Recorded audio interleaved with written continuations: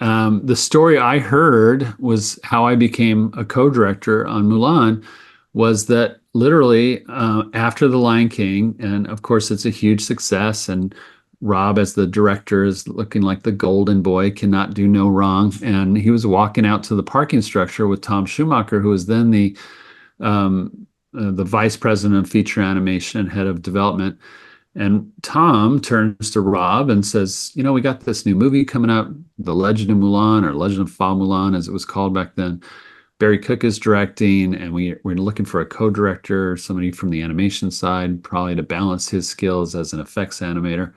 And who do you recommend?" Just throw out, because they had already looked at names. They would talked to some people. Nobody wanted to move to Florida because that's what it meant ultimately.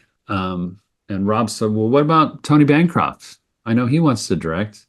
Hmm. And it was that conversation I had 5 years before with Hmm. him that implanted a seed Hmm. that resonated with him Hmm. when he was walking to the parking structure with Tom Schumacher, who was a decision maker.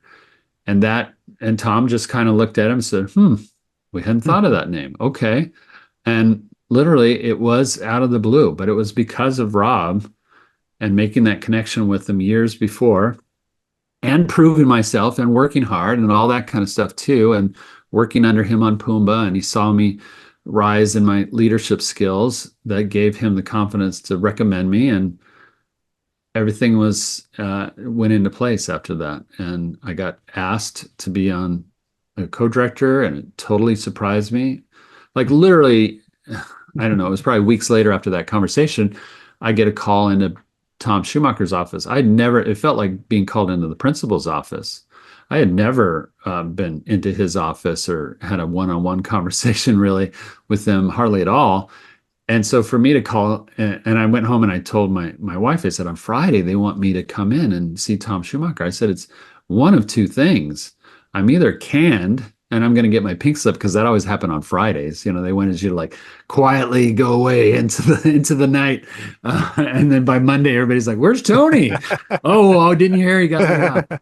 And it's already over. I said, I'm either going to get laid off on Friday, or maybe they're gonna promote me. And that even seemed more ludicrous. Like I felt like I was more closer to being laid off than I was to being promoted. And yet I just couldn't figure it out. So yeah, when I sat down in his office and he asked me, "We got this film," I knew right where he was going.